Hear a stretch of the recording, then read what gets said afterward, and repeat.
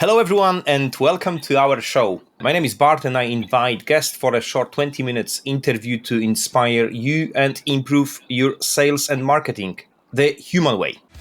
Let's build a business based on H2H, not B2B, but human-to-human sales and marketing automation. A human approach is the only one that sells. Today, I'd like to welcome Bethan Vincent, founder and managing partner at Open Velocity, and also podcast host, The Brave. Welcome to the show, Bethan. Hello. Thank you so much for having me. So today's topic is why business confidence isn't delivering on growth. I really enjoy your great report, which I highly recommended to anyone growing a business in tech. The report is titled Marketing Vulnerabilities in Tech and IP-Led Companies. Love the report. This is a massive document, 30, 40 pages long. We want to a little bit talk about that report, but also your experience working with tech companies. Just a little bit briefly, 2-3 minutes, Bethan, explain why you created this report. Yeah, I guess we've been working, I've been in marketing for 15 years now. We've been, as a business, running for almost 3 years. And we go into clients where they might have an amazing product, an amazing service, they've developed really novel or new technology and IP, but they just find traction and growth really hard. I mean, growth is hard, right? And we wanted to dig under the surface to understand what's actually going on. Like, why is growth really difficult and delivering on growth really hard from a marketing kind of sales perspective? And also, what are the kind of conditions that influence whether people are growing, whether they're confident in their growth? So that's really what the report kind of dissects. Do they have marketing kind of foundations, fundamentals in place, and how does that influence growth? And so that's based on 2024 information from your contacts, your community, your clients, customers. Is that right? Well, we actually commissioned a proper research survey. Wow. We used Savanta, so a very well-known kind of research organization, and it was a panel of 117 business leaders from UK businesses where tech or proprietary IP is a driving part of their proposition. Brilliant. So let's focus on B2B a little bit, because I think like within my ecosystem, we work most likely with B2B companies. And I really like this strong message here. B2B business are lagging behind their B2C counterparts. They are less likely to invest in in-house marketing expertise and less likely to validate their proposition before launch. B2B organizations were more likely to have a great idea and to launch it as soon as possible. I'm a little bit laughing because I've been experiencing this from the CRM perspective. Why do you think is that? I think there's a couple of things going on. I mean, the really interesting thing for me was when we went into this report, we expected B2C, business confidence, to be lower than B2B. Obviously, the current economic climate, not great from a consumer spending recessionary point of view, but it was actually B2B companies who were less confident in their growth. But I think it depends on your setup for B2B and whether, you're just launching a service like you or I. It's pretty easy to go to market and test out and validate very quickly. And there's maybe a bit of that going on. And I think also B2B businesses are often less, connected to the customer, that they are less likely to do consumer research. They are less likely to, like we said, validate the proposition. And, we know that B2C businesses often have a very consumer-facing point of view. They're often, investing a lot in consumer research, for example, as well, before launch or as part of the launch process. So I think it's this is a long way of saying, I think it's a little bit of a B2B mindset that, we can just launch and we can do what we want and we'll validate it in market. We don't need to do any of this understanding the customer stuff. We'll do that through doing. But obviously that can be quite an expensive way of validating something and testing out your proposition. 100%. It's very interesting what you say. I'd like to just follow up the question to this. Do you think lack of leadership within some of the B2B business in terms of like actually like leadership comes with obviously confidence and confidence comes with experience and so on and so forth. But what would you take, like what kind of key ingredients would you say the teams are lacking in order to validate this the idea before launch, the product, the service? This is a very self-interested answer, but I think often marketing is missing, or a marketing kind of voice in the conversation. Again, I just think that's more likely in B2C organizations to have a marketeer there from the start. Whereas in B2B, often it's a kind of sales-led growth effort where you're kind of brute forcing the market, if I'm perfectly honest, and you don't need loads of opportunity to get some traction. So it's like, oh, we'll just leave growth to sales. Marketing isn't part of the equation. So yeah, it's not having marketing in the room. And I think also there's a whole swathe of CEOs and founders, and I really do have to put myself in their shoes, because if you've never experienced what marketing can actually do for your organization, it's quite hard to have that belief to invest in it. If sales is working and you're brute forcing the effort that way, you're naturally going to think, well, we'll just do more of this. Why do we need marketing? It's this big spend. There's a lot of kind of misconceptions about it's going to be huge spend, huge effort. The return's going to be 5-10 years as we build this brand. I mean, obviously, and that's another point the report makes, you've got to balance short-term and long-term thinking in marketing. But I think, yeah, it's really hard to know if it's going to work in a way if you've never experienced it before. And that's where having someone with that expertise is important, who can guide you and has made the mistakes before. I like your misconception of B2B marketing.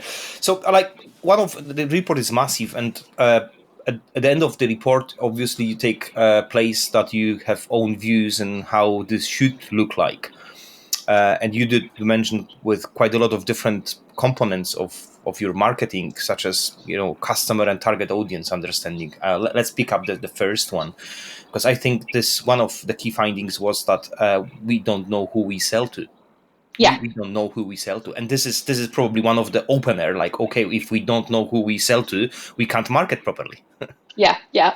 Or you spend a lot of money trying to cover a vast audience surface area to make sure you've got enough, net to capture the people you want, as opposed to being very targeted with it. And also often your proposition is very broad as well. If you're going after a broad audience, you're selling to everyone, and your message is often, our product is perfect for everyone. Yeah, we come across the same scenario when it comes to CRM implementation. So completely resonate with that. So the question is, like, obviously, helping to find the audience, right audience, and maybe teach the whole organization who we actually are and who we targeting. That's probably a challenge. Obviously, one piece is to talk to sales and marketing, and then marketing to deliver it. How would you reckon the approach across the teams, not only marketing, to actually get and understand who actually we are and who we target? I'm a really big fan of workshopping things as both a way of finding an answer, right, and bringing together that cross kind of team expertise, but also to get buy-in for the answer as well. I think it can be quite difficult when marketing just rocks up with a target audience, target persona, however you're doing it, ICP document, and goes like, boom, on the table, here you go, guys. This is our target audience. And I've got to say, that there are marketers of mixed abilities, right? There are some amazing people and there are some non-amazing people. I think a lot of people use personas as a bit of a crux, and they'll make it up and they'll be like, our persona is Judy, who works in marketing. She has dogs and she likes, and that's useless. Like, that's not going to be helpful. So you've got to bring people together. You've got to bring people along the journey, but you've actually got to base your target audience on actual insight and information. That can be, there's plenty, depending on the industry you work in, there's probably plenty of industry information out there on buyers, but actually go and speak to people.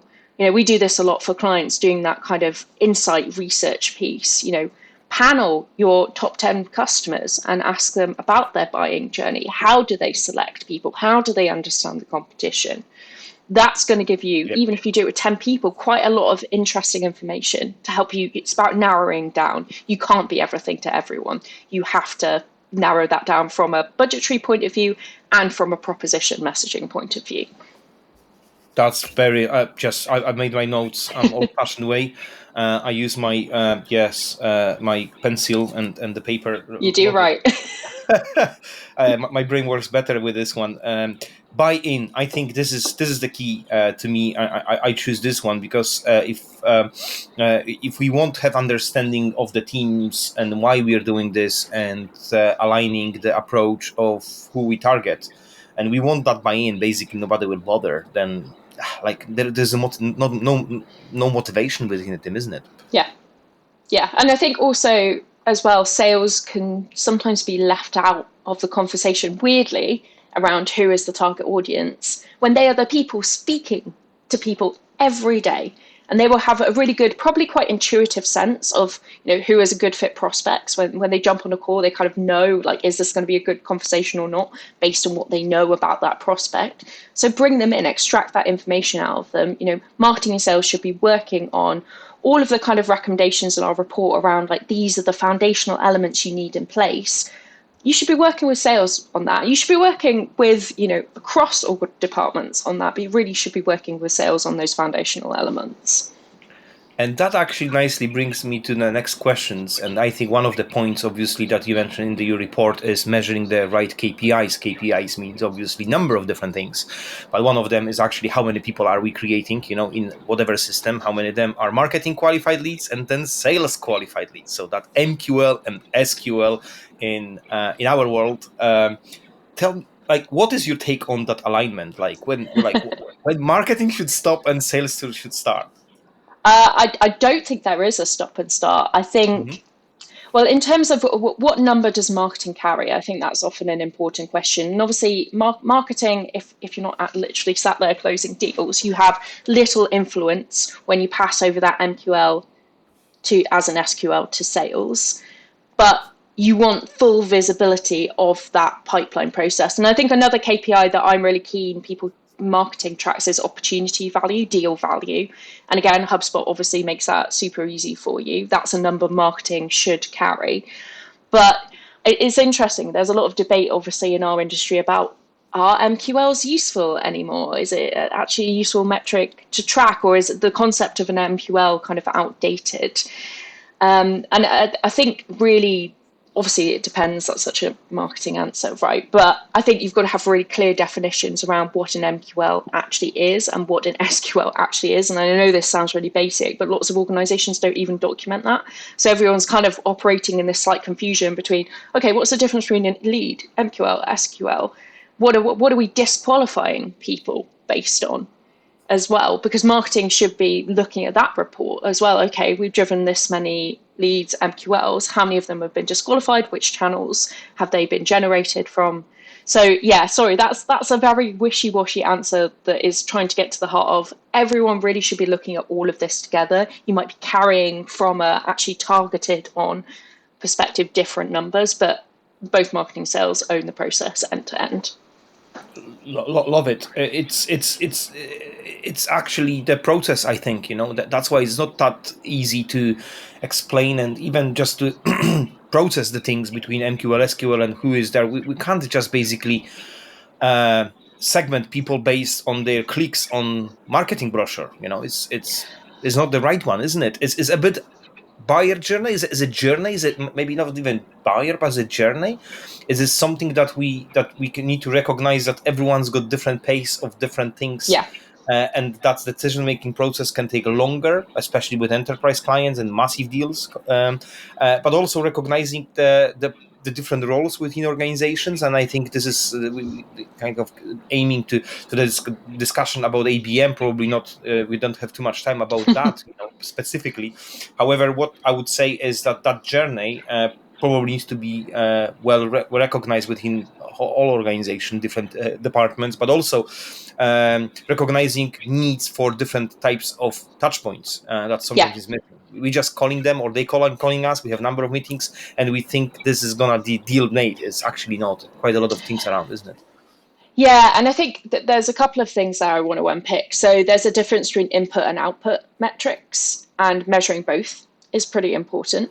and lots of people either measure input or either measure output and don't get the full sense of that journey.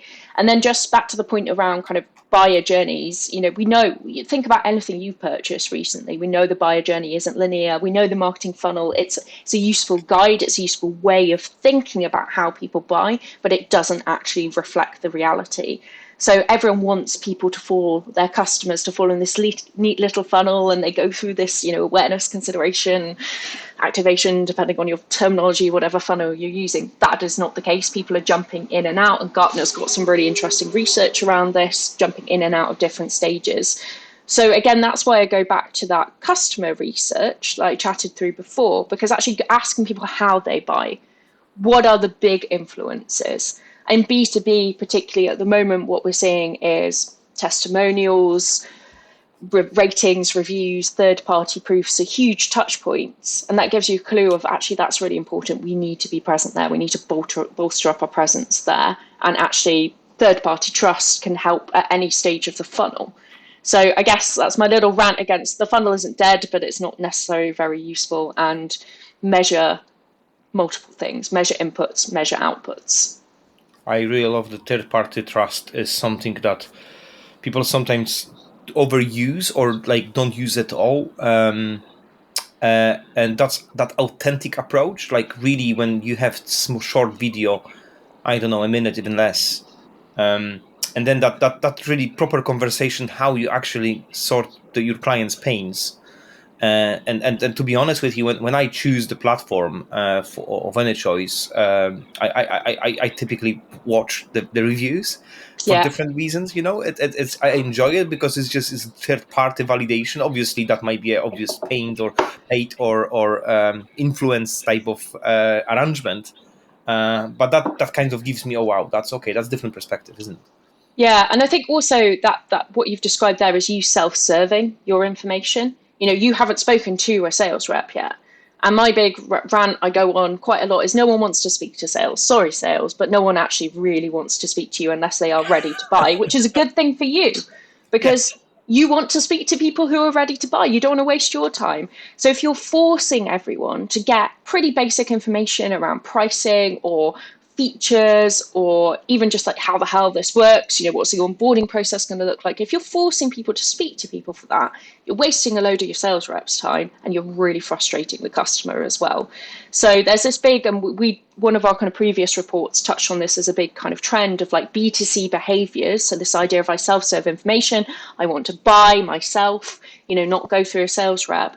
That is spilling over into B2B now, where people they want to own their purchase journey. So any control, and if you try and force them down this really linear funnel, any control you taking away from them actually is going to do you a disservice. Brilliant. Thank you very much for this. One of the final questions I do have, but one of the reason I've set up this podcast is to talk about human approach to sales and marketing. And what's your take? How do you sell while still maintaining a human touch now in B2B world? Yeah, I mean, I always go back to, we've got this explosion of kind of AI now, and we can't do a conversation about what is human without talking about what is not human. And I use AI a lot in, LLMs a lot in my own workflows. But I think when it comes to things like content, there is a huge risk even from a sales email perspective or a marketing content perspective to ceding the control to the humans, because they can only, the way LLMs work, they're predicting the next, most common next word. They're prediction machines, and they're recursion to the mean, they're the recursion to the average. So if you're relying on that, you're only ever going to be average. And actually what makes great salespeople is that rapport, is that kind of insight, is that personal perspective. That's what machines do not have, cannot have, and they don't get nuance either. So I think, if you want to sell and market well in a world where everyone else is producing AI generated crap, actually going back to, okay, what is my unique perspective? What do I have to say on this subject? What is my tone of voice that is me, that is not, all polished and AI generated? That actually, there's a huge opportunity for people to be more human at the moment, but it does rely on you having a perspective and having an opinion on things, which some people, they either don't want to have an opinion or don't want to do the work to have an opinion on a subject. So I'm kind of saying put in the work to be opinionated on the things you want to create content around, to be an opinionated salesperson who understands, okay, my prospects are probably looking at these 5 different options. I can help guide them through the sales process in understanding, okay, why is option A maybe not as good for them as me, and option B, C, D, all of that stuff. So yeah, the being more human requires being more human. It is like this, isn't it? Sounds sounds silly, but like I think AI is like it's like junk food, right? It kind of like the first time you see it, it kind of looks quite good, it tastes quite good, but the more and more you consume it, especially from a consumption perspective, the more and more it feels really empty. It's like empty calories of content. Yes. That's right. I think this is like probably we are one of the early adopters. When you look probably back in 10 years time, we are now at the very beginning of this journey. It's like when broadband was launched, everyone had access to everything, oh wow, everything. But well, now we know how this can be used in terms of the smart house, smartwatches and so on. And that kind of evolved over the time. So that's probably will need to have a little bit of education. Yeah. Like we are now testing things, still testing, I think. How long AI was for? Obviously for long, but widely available, maybe 2 years, I probably guess. Yeah, and I think that testing is quite interesting because what that means is like that's why there's this flood, because everyone's kind of playing around with it and trying to work out what works. But as I said, like the kind of flood of content creates an opportunity in a way for people to stand out above it, if that makes sense. You know, in everyone doing the same thing, there is always an opportunity for someone to do something different. And a big part of marketing, and this is one of the foundational building blocks we talk about, is being distinctive, being unique, being different. So again, I'd be thinking about how do we use AI in a way where we are still preserving our difference, our uniqueness. Brilliant. Love it. That's the key takeaways. Thank you very much, Bethan, for your time. I know we are all busy running all of these teams and efforts to make our B2B people, more productive. I'll definitely will link up on this episode to your report and to your podcast, The Brave. Love to invite our listeners to get that content, to see, to empower, to inspire. Any final word from you? Thank you for having me. It's been really enjoyable, and I think we're about to go through, everyone says this, a period of massive change in the way B2B marketing and sales works, but I think we really are going through that really big change at the moment. Buyers are now mostly millennial. There's a generational shift happening. There's a technological shift happening. There's also a cultural shift happening as well. Excellent, Bethan. Thank you very much, and hope to speak to you later at your own show. Let's build a business based on H2H, not B2B, but human-to-human sales and marketing automation. A human approach is the only one that sells.